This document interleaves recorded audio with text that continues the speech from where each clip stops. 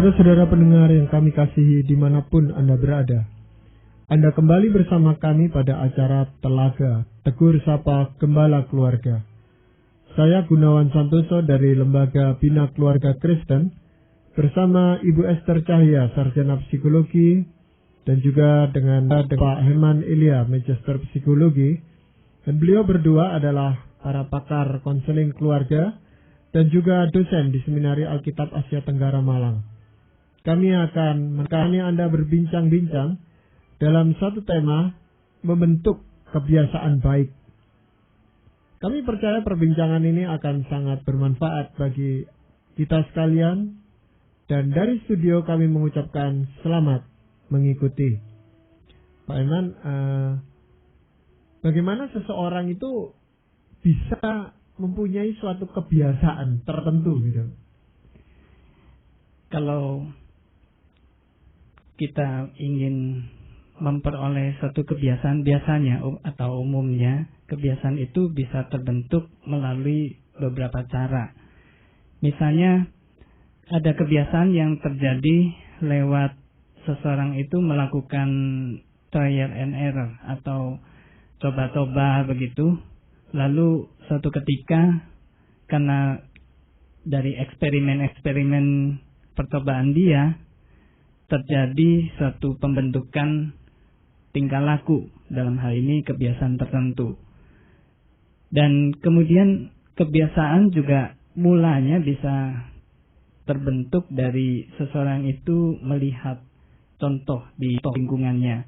Dia melihat ada orang yang dikagumi atau dia idolakan dan dia tiru sehingga menjadikan dia suatu kebiasaan. Kemudian hal yang lain, suatu hal bisa menjadi kebiasaan kalau misalnya terus-menerus suatu tingkah laku memperoleh dukungan, pujian, dan penghargaan dari orang lain. Misalnya seorang anak yang dia menjadi rajin belajar musik misalnya, karena dia selalu dalam belajar musik mendapat penghargaan dari orang lain, sehingga akhirnya dia menjadikan latihan musik sebagai satu kebiasaan. Dan kemudian juga ada satu hal lagi, yaitu kalau kita melatih terus-menerus suatu tingkah laku tertentu, maka itu akan menjadi satu kebiasaan. Iya. Hal itu disadari oleh yang bersangkutan atau di luar kesadarannya, Pak? Ada yang di dalam kesadaran, di dalam arti dia sengaja melakukan itu dan menjadikan satu kebiasaan. Tetapi ada juga yang tidak sengaja, seperti tadi trial and error tadi. Bisa terjadi pada mulanya itu tidak disengaja. Iya, kalau di dalam rumah tangga itu kadang-kadang ada anak itu yang gaya ngomongnya atau jalannya meniru orang tuanya, biasanya niru ayahnya atau niru ibunya. Itu karena yang mana, Pak? Akan ada itu yang polanya seperti itu. Iya, bisa jadi lebih banyak pada ini ya, dia mencontoh tingkah laku orang tuanya. Dalam hal ini rasanya memang umpan balik itu penting sekali, Pak Herman ya. Saya cuma membayangkan kalau memang misalnya tidak ada contoh, seperti yang Pak Herman katakan tadi, nggak ada contoh yang bisa dikagumi ya. Ada mungkin contoh tapi contoh yang salah. Lalu juga tidak ada satu umpan balik tadi ya, bahwa yang dia tiru itu sudah pas atau belum begitu. Pasti proses pembentukan kebiasaan baiknya ini lebih terhambat atau masih akan ada cara lain gitu, Pak Herman, yang akan menyelamatkan keadaan ini? Ya, ada beberapa. Tentu saja kita tidak bisa menggeneralisir begitu saja. Kalau misalnya seseorang itu tidak mempunyai contoh dan sebagainya, ada kalanya pujian dan dukungan ataupun dia pernah mendengar atau melihat sesuatu gitu, dan dia menirunya. dan menjadikan itu suatu kebiasaan. Ya, itu sebabnya ada misalnya orang tua yang kehidupannya kurang baik, atau misalnya dia melihat orang tuanya bertengkar terus menerus. Nah, sang anak kemudian belajar suatu kebiasaan untuk tidak menggunakan kata-kata yang menyerang orang lain begitu, tetapi menggunakan itu sebagai suatu kebiasaan yang baik untuk menggunakan kata-kata yang baik juga. Tapi kalau memang misalnya tidak pernah ada yang memberitahu gitu ya, kalau bertengkar dengan cara seperti ini sebenarnya tidak baik, lebih baik dengan cara yang lain, tapi yang setiap hari yang dia lihat adalah seperti itu gitu, apakah memang tidak akan mempengaruhi anak tersebut? Ya, tentu saja akan mempengaruhi anak tersebut, sehingga kebiasaan baik dalam kondisi seperti ini akan sangat sulit terbentuk. Ya. Ada anak yang kalau marah gitu mainannya dibanting gitu Pak. Kan pernah itu marah jengkel lalu mainannya itu dibanting. Nah padahal siapa yang dicontoh ya, kita tidak melihat ada contoh yang membuat anak ini seperti itu. Lalu orang berkata loh ini memang dari lahir ya keras hatinya ya, seperti orang tuanya. Lalu faktor itu dari lahir itu katanya. Apakah memang seperti itu Pak? Faktor lahir itu ada. Jadi misalnya ada kecenderungan pemarah dan sebagainya. Tetapi waktu dia mengekspresikan itu, misalnya dengan membanting dan sebagainya, kadang-kadang ini yang disebut dengan trial and error. Dia tidak tahu bahwa itu salah dan dia tidak tahu bagaimana cara mengungkapkannya. Nah, dalam hal ini yang dikatakan oleh Ibu Esther tadi sangat relevan, yaitu umpan balik. Kalau misalnya dia mendapat umpan balik waktu dia membanting barang dan keinginannya dituruti, nah ini bisa menjadikan dia satu kebiasaan. Dalam hal ini kebiasaan buruk. Tetapi kalau dia tidak dipedulikan dan tidak memperoleh keinginannya pada saat dia marah itu, nah ini kita bisa mulai melatih satu kebiasaan yang baik untuk dia bagaimana seorang anak mengungkapkan perasaan marahnya. Iya. Nah, tadi Pak Eman katakan memang ada ya, faktor bawaan atau faktor yang dibawa sejak lahir itu yang mempengaruhi kebiasaan seseorang anak. Nah, seberapa jauh itu Pak Eman? Faktor bawaan ini bisa mendukung atau mempercepat atau memperkuat suatu pembentukan kebiasaan. Atau sebaliknya juga bisa faktor bawaan itu menyebabkan seseorang sulit membentuk suatu kebiasaan tertentu. Saya berikan contoh di sini. Kita yang susah untuk berkonsentrasi terhadap sesuatu itu biasanya lebih susah untuk melatih diri agar tekun di dalam melakukan sesuatu.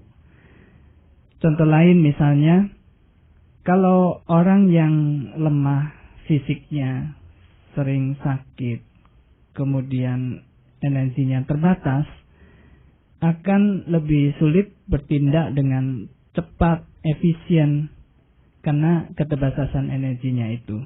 Nah ini dalam hal ini keterbatasan energi, kemudian juga faktor kecerdasan, faktor kurang bisa konsentrasi, ini seringkali membuat seseorang itu dihambat. Atau kalau dia sesuai, misalnya dia orangnya energik, tetapi sekaligus orang yang konsentrasinya baik, maka dia akan didorong atau diperkuat keinginannya untuk melatih untuk bekerja cepat, efisien. Seperti itu. Berarti kalau memang itu ada faktor bawaan, kita mengakui memang ada faktor bawaan, itu sebenarnya masih bisa dilatih untuk yang buruk dihilangkan dan yang baik ditumbuhkan. Betul, meskipun ada keterbatasan. Justru kadang-kadang khawatirnya malah sebenarnya bawaannya baik ya Pak Gunawan, tapi lingkungan justru nggak mendukung untuk pembentukan baik ya. Yang buruk malah terbentuk. Malah yang terbentuk yang buruk, iya. Tapi saya jadi berpikir kalau memang faktor bawaan ini justru yang kadang-kadang membuat orang seperti menjadi sebuah alasan untuk membela diri gitu Pak Heman.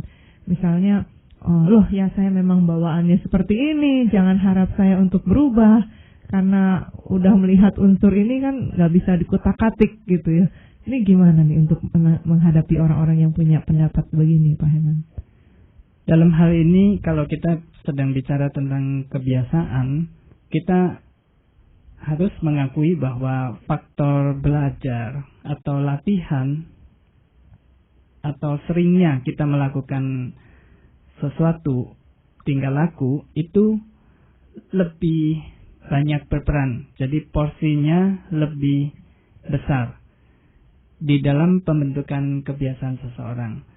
Jadi nah itu saya kurang setuju bahwa dengan alasan saya memang orangnya pemarah dan sebagainya, lalu tidak melatih diri untuk lebih menguasai kemarahannya. Misalnya lagi orang yang memang kurang energi, lalu dia kurang bertanggung jawab di dalam melakukan pekerjaannya. Nah ini saya kurang setuju karena sebetulnya kita bisa dalam tingkat tertentu melatih diri sehingga menjadi lebih baik. Bahkan kita bisa mengatasi kadang-kadang faktor bawaan kita. Sebagai contoh, ada orang yang dia sebetulnya ada sedikit cacat gitu di kakinya, tetapi akhirnya dia melatih diri sedemikian rupa menjadi pelari yang hebat. Nah, contoh-contoh itu justru yang kita harus tiru. Jadi tidak terpatok bahwa sudah bawaan ya berarti akan seperti itu seumur hidupnya ya. Iya. Yang orang-orang perlu jadi perhatikan dan belajarnya itu ya, proses betul. latihannya. Iya, nah itu kan ada banyak sebenarnya hal-hal yang positif yang harus dikembangkan Pak Eman ya. Nah, mungkin Pak Eman bisa sampaikan beberapa hal itu yang apa sebenarnya dalam bidang apa kita harus mengembangkan kebiasaan yang baik itu. Baik. Dalam hal pikiran, perasaan, dan tindakan. Jadi misalnya saya berikan contoh di dalam hal pikiran, kita perlu melatih diri supaya kita bisa berpikir sehat dan rasional. Misalnya saja di dalam khotbah Yesus di atas bukit itu ada khotbah tentang kekhawatiran. Nah di dalam hal ini seringkali kita memperoleh kebiasaan untuk berpikir dengan khawatir akan apa yang kita pakai dan kita makan. Nah Yesus dalam hal ini memberikan cara berpikir yang lain untuk tidak mengkhawatirkan itu, karena toh misalnya burung di udara pun yang biasa ditangkap dan dijual dengan murah itu dipelihara oleh Allah Bapa di surga. Nah, cara-cara berpikir ini perlu kita biasakan di dalam kita melihat hidup ini. Contoh lain adalah di dalam pikiran kita banyak-banyak bersyukur dan memandang sisi positif hidup ini. Jadi juga hendaknya kita banyak mengisi pikiran kita dengan firman Tuhan. Kemudian juga kita lebih mengutamakan kekekalan daripada yang sementara. Di dalam Alkitab banyak contoh-contoh seperti ini. Ini orang yang mementingkan yang kekal itu biasanya lebih diberkati oleh Allah. Dan kemudian juga biarlah kita sering berpikir, melatih diri untuk bagaimana membantu orang lain daripada memikirkan secara egois tentang diri sendiri dan menimbun harta bagi diri kita. Hal yang lain misalnya dari segi perasaan, biasakan untuk memiliki berbagai perasaan yang positif, rendah hati, sabar, penuh kasih, damai, dan seterusnya. Dari segi tindakan, biarlah kita tindak dengan melatih diri dengan penguasaan diri.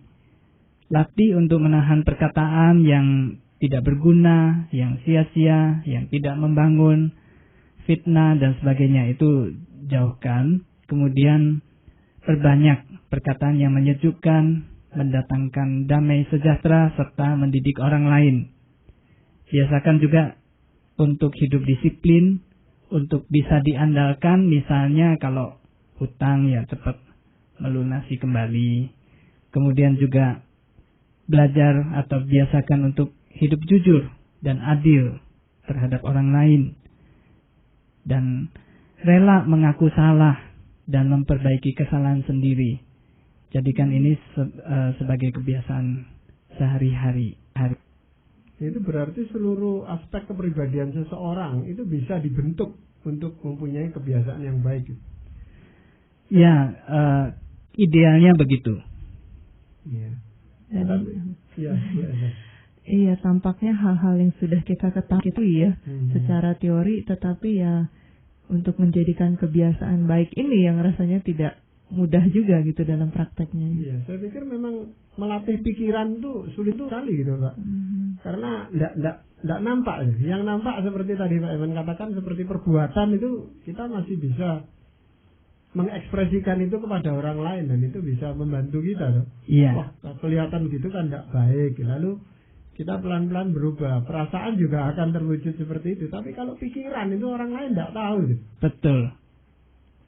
Jadi memang di sini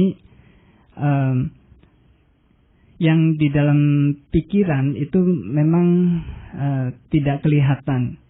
Tetapi kalau seseorang itu hidupnya terbiasa dengan kehidupan rohani yang baik, yang dia banyak membaca Alkitab, mengisi dirinya dengan firman Tuhan, nah dia bisa dengan sendirinya akan mempunyai pikiran-pikiran yang baik.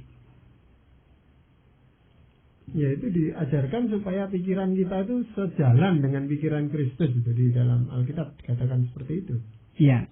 Ya, tetapi menyelaraskan pikiran kita dengan pikiran Kristus, nah ini yang saya rasa apapun usaha kita untuk membentuk suatu kebiasaan baik itu pasti ada tantangannya, Pak Eman. Pasti ada hambatan-hambatannya.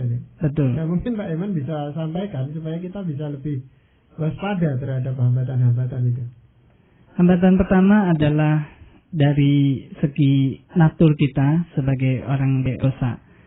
Jadi sejak lahir Daud juga mengatakan bahwa kita dikandung di dalam dosa.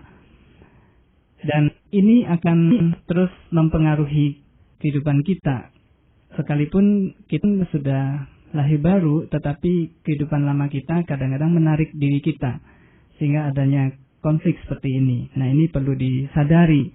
Dan hidup kita hendaknya berdasarkan kepada Roh Kudus, pada kuasa dari Roh. Jadi kita perlu sekali pertolongan dan minta tolong kepada Roh Kudus, biar hidup kita tunduk di bawah hukum Roh, kata Alkitab. Kemudian hambatan yang lain dari pembentukan kebiasaan baik adalah ada kalanya kita terlambat untuk belajar kebiasaan baik tertentu sejak kecil. Jadi mungkin sudah remaja atau sudah dewasa bahkan baru sadar saya mempunyai kebiasaan yang tidak efektif. Nah, dalam hal itu ini hambatan cukup mempengaruhi diri seseorang yang harus dilawan begitu. Dan karena misalnya pembentukannya bertahun-tahun, kita perlu juga bertahun-tahun untuk mengurangi bahkan menghilangkan kebiasaan-kebiasaan yang kurang baik itu. Nah, hambatan yang lain lagi adalah seringkali kita mempunyai cara berpikir yang kurang baik. Maksudnya seringkali mengalahkan diri sendiri sewaktu kita berusaha melatih kebiasaan yang baik. Nah, di dalam hal ini ya, keberdosaan kita ada ambil bagian di situ. Nah, saya kira untuk ini kita harus minta pertolongan dari Tuhan sendiri. soal ini yang terlambat untuk mempelajari kebiasaan baik, rasanya ini juga biasanya menjadi hambatan antara orang tua dengan anak ya. Karena kan kadang-kadang misalnya tidak jarang dialog yang terjadi adalah orang tua yang menegur anak karena kebiasaan buruknya, sementara ketika anak mengatakan, loh papa atau mama juga seperti ini gitu. Kan kadang-kadang jadi sebuah alasan juga ya buat orang tua, wah ya kalau kami sudah tua sudah terlambat untuk memperbaikinya gitu. Sementara kan kalian masih lebih muda. Rasanya berarti kalau dalam penjelasan Pak Heman tadi ini tidak kena ya? Iya, iya.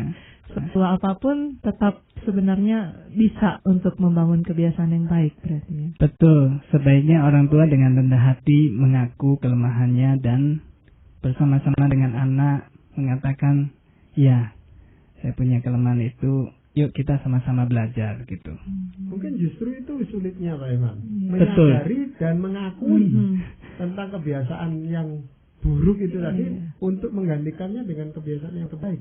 Kadang-kadang sadar ya? Ya, sadar. Mengakuinya yang susah ya. Ya, mengakuinya dan rela untuk mengubahnya itu. Biasanya orang kalau sudah punya satu kebiasaan ya malas gitu mengubah.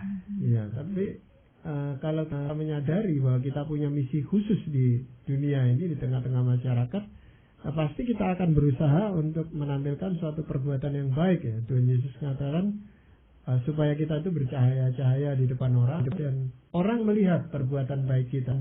Nah mungkin dalam hal ini ada saran-saran praktis yang Pak Eman mau sampaikan.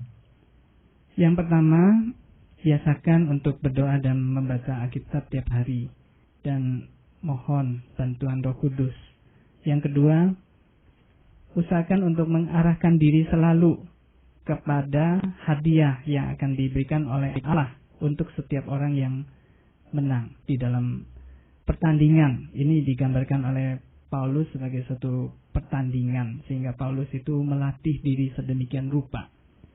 Kemudian yang ketiga, jangan mudah patah semangat karena kritik dan cemooh ketika kita berbuat baik. Dan yang keempat, ingat bahwa ada kalanya kebiasaan baik itu adalah juga suatu perjuangan seumur hidup. Jadi teruslah berlatih tanpa putus asa. Artinya ada orang yang walaupun sudah berusaha untuk berbuat baik, tetap tidak bisa meninggalkan gitu Pak? Ada umur hidup ini. Ada kalanya jatuh bangun. Tetapi juga bisa jadi di kebiasaan baik itu selalu akan tarik-menarik dengan sesuatu yang kurang baik dari diri kita sendiri. Meskipun misalnya kebiasaan baik itu yang terus-menerus menang begitu. Tetapi kita perlu waspada gitu. Jangan sampai suatu ketika yang menang adalah yang buruk. Iya, kadang-kadang kemalasan itu juga menjadi penyebab gitu loh Pak Iman ya. Kita tahu bahwa bangun pagi itu baik, olahraga pagi itu baik, tapi kita condongnya lebihnya di tempat tidurnya saat itu gitu ya. Iya, itu masalahnya. Jadi harus ada suatu kedisiplinan yang kuat terhadap dirinya sendiri. Iya, dan kita mesti seringkali yaitu mendorong diri sendiri. Dorongan kita apa ya? Nanti hadiah yang disediakan Allah untuk kita yang menang. Ya, dan wujud hadiahnya itu mungkin bermacam-macam dan berbagai-bagai untuk tiap-tiap orang berbeda-beda Pak ya. Iya, itu harapan kita, harapan orang percaya. Situasi tertentu juga bisa menguji ya seberapa jauh kita punya kebiasaan tersebut ya. Maksudnya gini, kadang-kadang mungkin kan kita mengkritik seseorang yang kok dia punya kebiasaan seperti ini, tetapi ketika kita ada dalam situasi yang sama juga mungkin kita melakukan hal yang sama gitu ya. Misalnya mungkin ketika saya belum menjadi orang tua, saya mengatakan wah kebiasaan seperti ini dari orang tua adalah kebiasaan yang tidak baik nih terhadap anak. Tetapi mungkin ketika saya menjadi orang tua, bisa jadi saya melakukan hal yang sama juga gitu. Betul. Jadi teruji lagi ya. Iya. Nah, dalam hal ini Pak Eman, pasti ada firman Tuhan yang yang memberikan bimbingan dan pengarahan kepada kita. Pak Eman mungkin bisa bacakan dari. Baik, saya akan bacakan dari Filipi pasal 3 ayat 12 sampai 14. Bukan seolah-olah aku telah memperoleh hal ini atau telah sempurna, kata Paulus, melainkan aku mengejarnya. Kalau-kalau aku dapat juga menangkapnya, karena aku pun telah ditangkap oleh Kristus Yesus.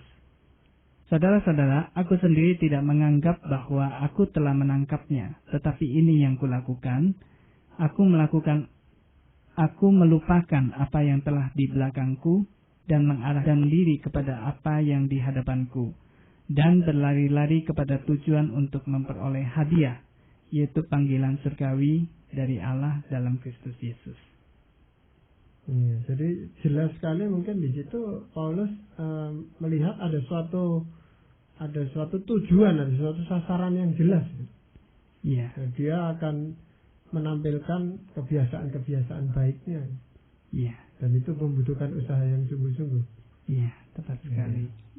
Iya, saya rasa ini suatu perbincangan yang sangat menarik dan sangat bermanfaat bagi kita sekalian. Sekali lagi banyak terima kasih juga Ibu Esther. Saudara-saudara pendengar, demikianlah tadi Anda telah mengikuti perbincangan kami dengan Bapak Heman Elia, Magister Psikologi, di dalam acara Telaga, Tegur Sapa Gembala Keluarga. Kami baru saja berbincang-bincang tentang membentuk kebiasaan baik. Bagi Anda yang berminat untuk mengetahui lebih lanjut mengenai acara ini, kami persilakan Anda menghubungi kami lewat surat. Alamatkan surat Anda ke Lembaga Bina Keluarga Kristen atau LBKK, Jalan Cimanuk, nomor 58, Malang. Saran-saran, pertanyaan, serta tanggapan Anda sangat kami nantikan. Dan akhirnya dari studio kami mengucapkan terima kasih atas perhatian Anda dan sampai jumpa pada acara Telaga yang akan datang.